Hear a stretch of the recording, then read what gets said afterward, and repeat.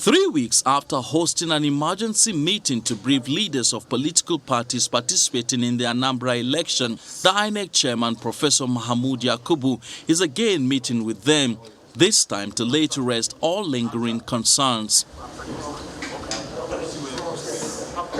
First, he assures them of INEC's resolve to go on with the election. Let me reassure you that the Commission is ready for the Anambra State governorship election next weekend. We have moved all non-sensitive materials for the election to the 21 local government areas of the state. As usual, the Central Bank of Nigeria is handling the delivery of sensitive materials to the state on schedule. However, he has some concerns, especially as it affects the turnout of voters for the exercise. Voters were encouraged to seize the opportunity of the continuous voter registration exercise to transfer to the new polling units most convenient for them. Many did not do so. This can be partly attributed to the security situation in the state, which has affected the Commission's pre-election outdoor activities, including voter education and sensitization. Consequently, out of the 5,720 polling units in Anambra State, 86, representing 1.5%, have no voters at all. He is not the only one concerned. The political parties share his apprehension, especially since the governorship candidate of the Labour Party in the state is still in the den of kidnappers. The people of Anambra are scared stiff and have been cowed to stay indoors for the greater part of the days in the last few months. For a proper, well-credentialed poll with complements of acceptable electoral best practices to be held in an environment as this is most unlikely. It is acknowledgement of this disincentive which might usher high voter apathy. A wider stakeholders meeting is expected to hold next week in Awka, the state capital, where INEC will interact with all the candidates, civil society organizations, the media, security agencies, traditional rulers, as well as religious and community leaders. Emperor Simon, Channels Television News.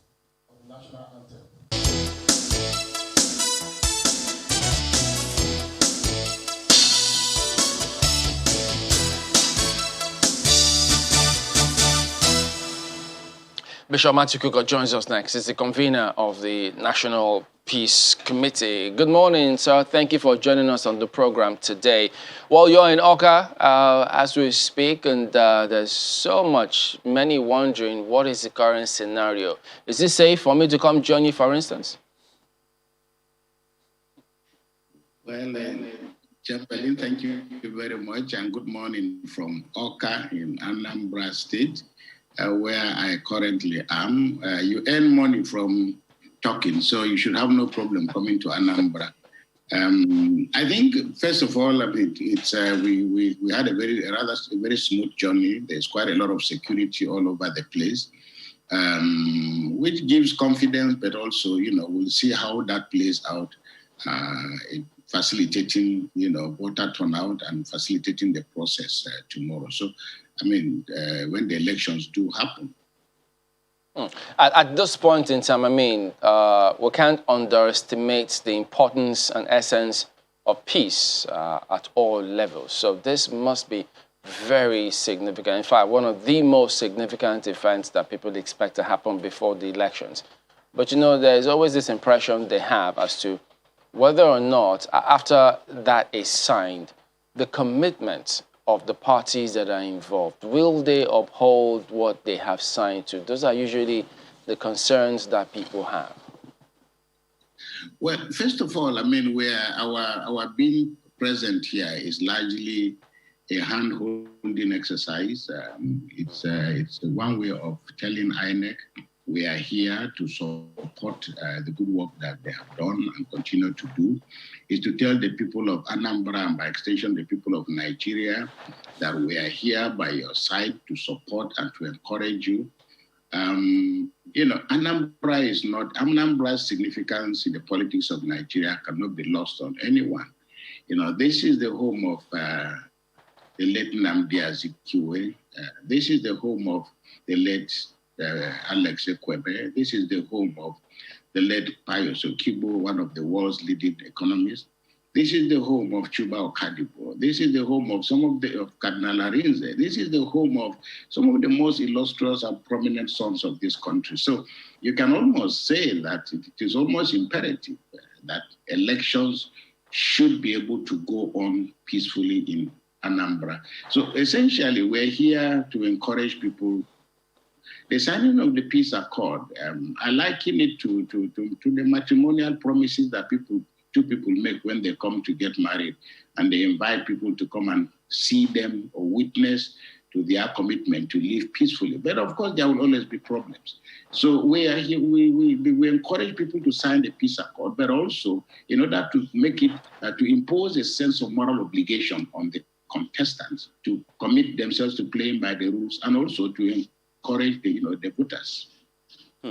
Well, Bishop, it's also the home of late Ojukwu, who himself kept saying, look, as much as possible, we should never have another war in Nigeria. But getting that message of peace that you talked about across to other people, percolating that information of ensuring peace, maintaining peace, that is where the problem is really, because at the end of the day, those who signed the peace accords are not the ones on the streets. It's their supporters on both sides of the divide, or the several sides of the divide. How do we percolate that conversation around peace down to the people? Thank you very much. The problem in Nigeria is that people suddenly have lost a sense of who they are and a sense of dignity. The whole country has been a crime scene. People are hungry. People are jobless. People don't see a correlation between the sufferings, the pains that they go through to put people in power and the corresponding rewards. There is very little measurable improvement in the qualities of the lives of our people. These are things we cannot take away.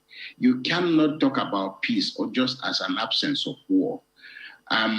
So to the extent that the Nigerian political elite has really not fast-tracked the issues of improving in measurable terms the quality of the lives of our people, it is very challenging to ask people to be peaceful, because perhaps the greatest disruptor of peace is hunger. It's the environment around which our people live. So we make these appeals, but they're just moral exhortations. They have to be matched by concrete actions and activities on the side of political actors. On this score, nobody needs to tell the Nigerian politician that we really, really have not been able to walk the talk. So we engage in the process, but we also have to continue to encourage our people. People like me are called upon to make peace and to talk about peace. But I have a moral obligation to tell the people who are in power constantly that the commitment we made to our people, they don't feel a sense of that commitment. And I think it will be, I will have a crisis with myself if I encourage Nigerians to go out and vote and perform their duties. And then those who have been elected, I turn a blind eye to the conditions around which are. So this is why you find us constantly intervening in the process. It's not out of bad will. It is in order that the wheels can align and our country can progress. Because truth be told, everybody wants peace in Nigeria or in any society. The question is the condition under which peace is being extracted and under which you're asking people to live in peace. So really, the whole struggle to survive in Nigeria as a result of conditions created, by the very poor architecture of governance. This is what is making peace such an elusive commodity for us in Nigeria. But as I said, every election gives us an opportunity. And the quality and caliber of men who are running for office in Anambra, it's a bit of a pity there's no man on the ballot. But I think the quality of men who are running for office in Anambra suggests very clearly that the people of Anambra have the choice, namely to come out and pick a candidate of their choice. And as I said, I know almost all the actors. Each and every one of them comes with substantial credentials of experience and exposure. Well, Bishop, the issue you raised now about how come people do not come out to vote, which is how are we sure that our lives are going to be any better? It hasn't been any better since all these elections have been holding. And it's quite a significant one. Even General Brutai, former chief of the army, said the same thing. Look, it's not only the absence of war, it's the provision of basic infrastructure for people and ensuring that these things get to the people. That's one of the ways in which we can guarantee peace. What assurance can we give to the people of Anambra State this time around that if they come out and vote, their votes will count and it will count for development? Well, I think you and I will be taking a great risk if we were to commit, because we have beyond just moral authority. We cannot compel the politician of today to act well. But, as Nigerians and as a priest, I encourage our people. The Bible, the book of Lamentation is not what we should spend a lot of our time reading. We should move on because there is still the book of Revelation at the end of the Bible. So there's a lot of things that are happening in Nigeria. I mean, as we were driving yesterday, coming from Enugu to Oka, the conditions of the roads across the east. I mean, this is really something that is quite troubling. And upon inquiry, I think somebody made a point, that a lot of the roads around here are largely roads that are called what we call federal roads. I think that very many people will be very encouraged, and I also must concede that this government has also made some appropriate noises in terms of road reconstruction. But truth be told, we have had these stories for over 20, 30 years. A lot, humongous sums of money have been sunk on road construction. We never see the roads. They've been sunk on providing electricity. We never see electricity. They've been sunk on providing welfare. We never see the welfare. Indeed, what is very surprising, but also shockingly embarrassing for us in Nigeria, is that the areas in which the country is dysfunctional and failing so badly, those are the areas into which bottomless sums of money are being sunk, and Nigerians don't see the result. So for me, it's not enough to encourage people to vote. People are not stupid. Our people are wise. Even they don't have to have gone to school. People can, if they see a measurable change in their lives, in the conditions around which they live, then it will generate enough enthusiasm for people to go out and vote.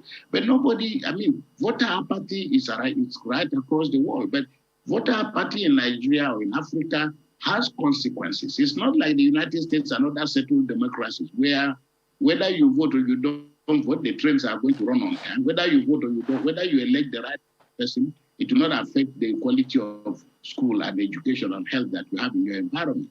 But for us in Nigeria and Africa, there's always a war, a battle of life and survival, in part because you vote for the wrong person, you could easily become a small dot in a big cycle. You vote for the wrong person, you could easily end up with no road to your village or no school in your village or no health facility. So it is these attitudes that are also generating tension and making people feel very frustrated. I'm just prayerfully hoping that the Nigerian political elite can become more appreciative of the sense of anxiety that ordinary citizens face, and the correlation between the volatility in our system and their inability to perform and qualitatively change the lives of our people. Nigerians are not asking for paradise. They're just saying, if we make this sacrifice, by God, let us see some measurable change in our lives. In what way, Bishop, do you see us compelling the executives across board, especially at the states, from what you have said now, to perform and make life better for people? Because from what you have said now, unless people have a basic measure of confidence, I mean, they would continue, just as you said, voter apathy is like a protest of the people. So in what way do you think we can maybe set up a system to compel performance by people who are elected into office? It's only in Nigeria that people pretend that maybe protest on this street is not honorable I get some people who say to me, you know, you are a bishop, you shouldn't be saying the things you're saying. Of course, protest was honorable when it was against apartheid. Protest was honorable when it takes place in America against the killing of Floyd. Protest is honorable elsewhere, but not in our country. I think that the challenge is for you and I to move, because the most criminal segment of the Nigerian society is the elite. And the elite are midway between, you know, the middle class, as they are midway between the tyranny of at the top and then the poor people at the bottom. Now, unfortunately, the Nigerian political elite have found adequate comfort in exploiting even the destructive structures that we find on the ground, because that is how people are making tons and tons and tons of money, by subverting the system. It is only the elite, the middle class, that has the capacity. And if people showed enough interest in the quality of life around them, Nigeria will change. But because the elite has the mistaken notion that they can buy their own generator, they can provide their own water, they can send their children to Europe and America with largely, there are a lot of hardworking Nigerians, but a good number of people are sending their children abroad with stolen money.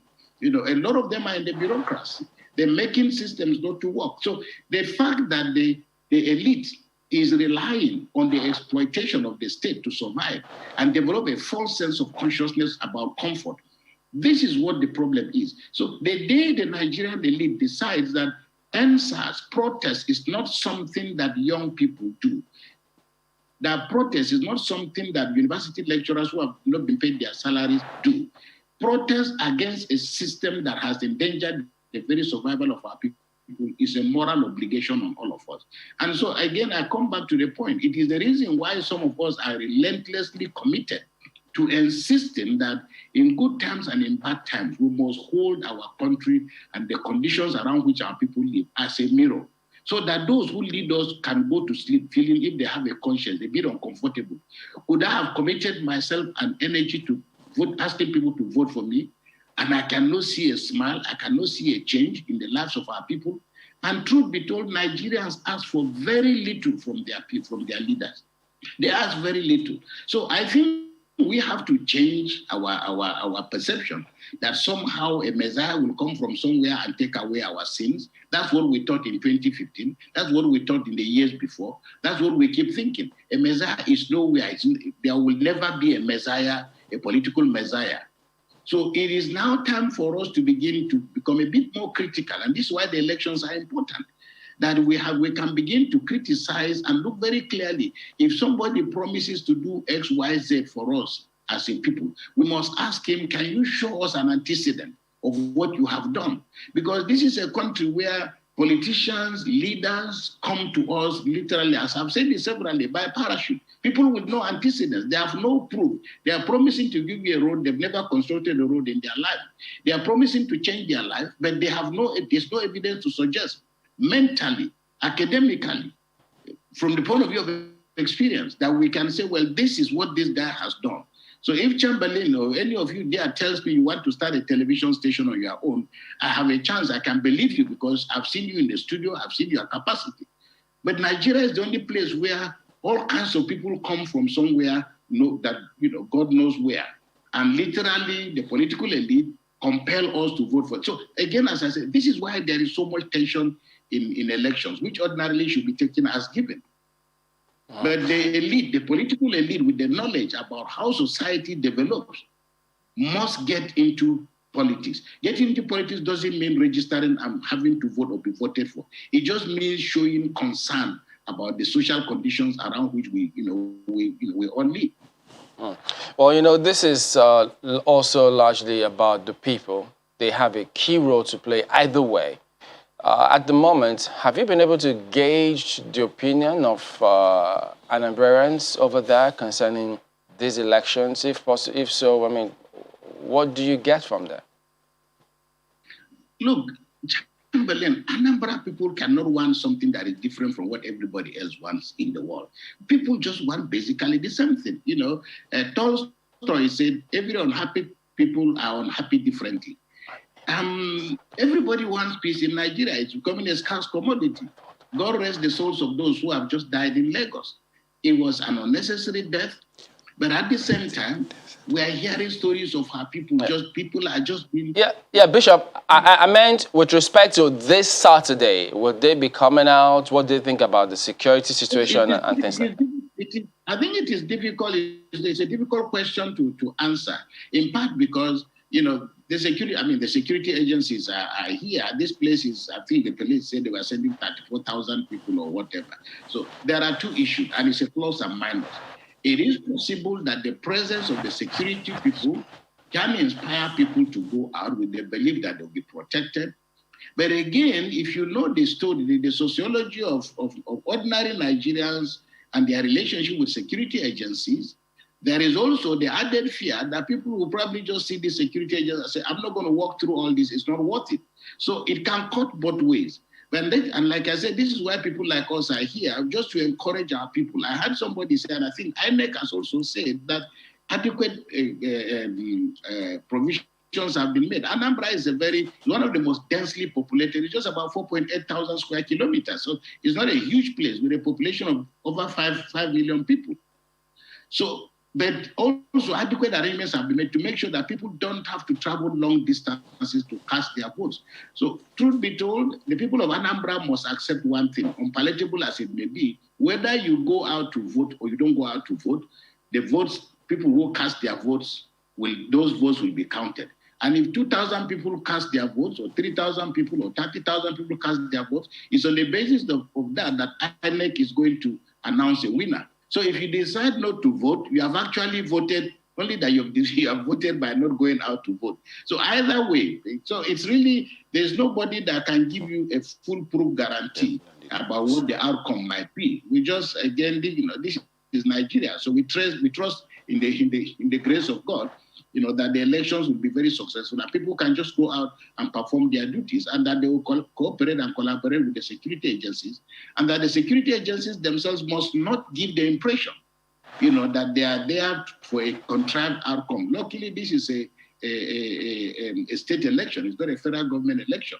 But notwithstanding that, I think people just have to make up their mind that this is their duty. And as I said, that's why we are here. The chairman of the peace committee is coming, and we're going to sign the peace accord tomorrow. So we are here largely to give encouragement to our people. But the guarantees can only be given by the state.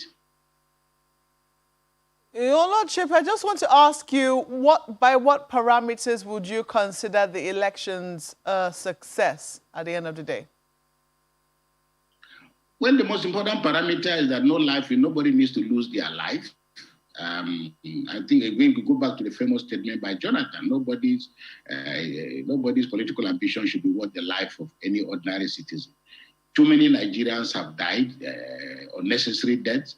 But again, to make the point that, for the ordinary enforcers on the ground who tend to cry more than they believe, to come to terms with the fact that, it's no use losing your life and then your candidate wins an election and others have to enjoy the benefits. So I think the most important threshold is to make sure that nobody loses their lives, nobody suffers any unwanted injury, and then,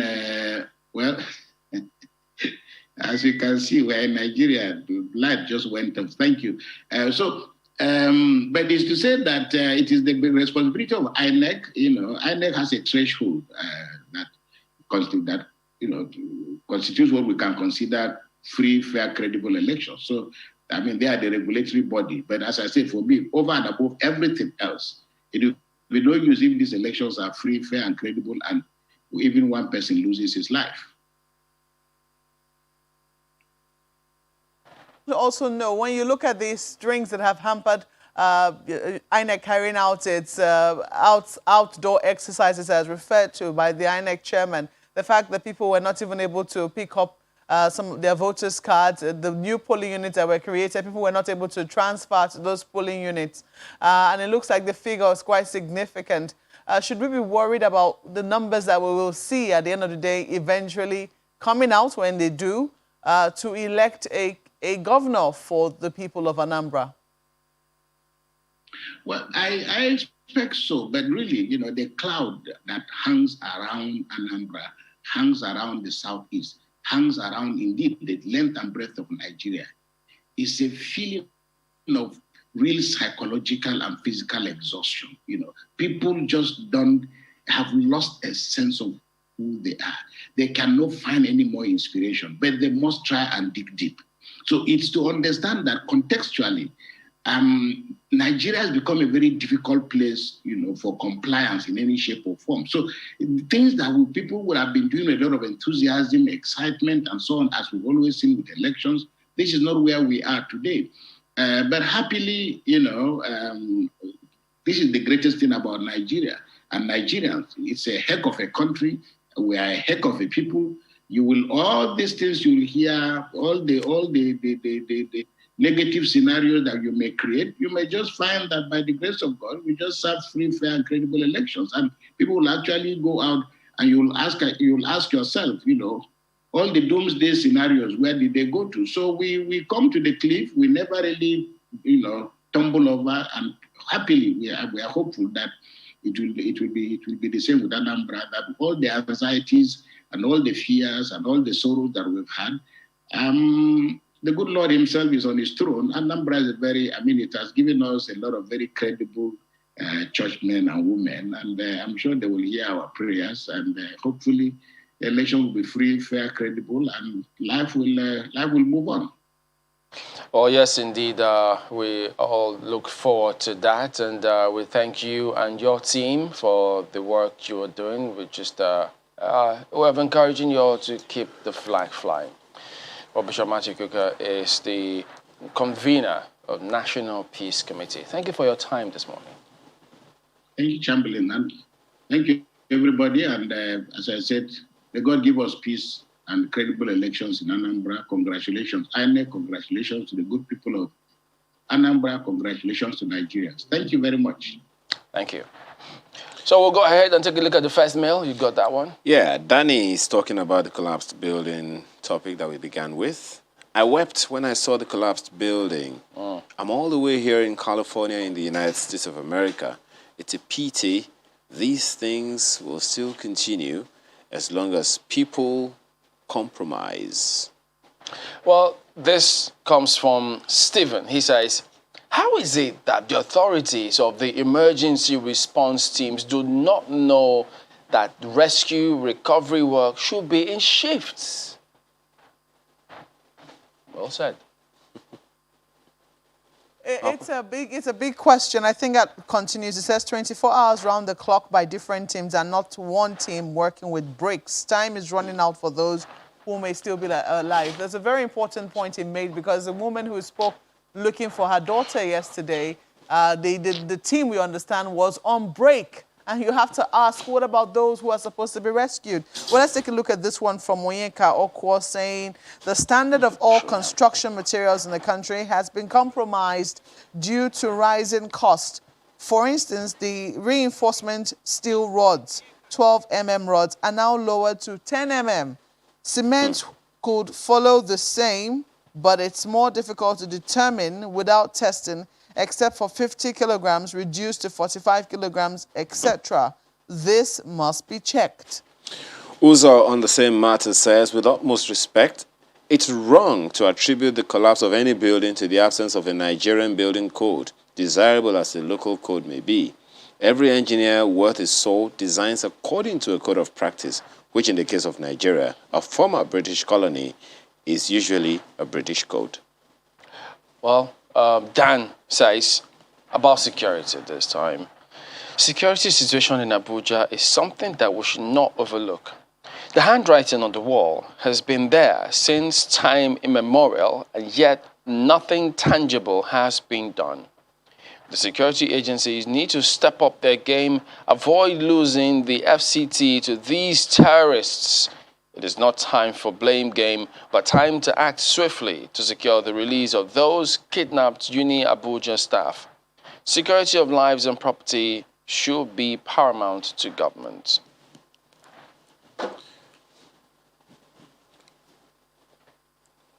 Enough said, I guess.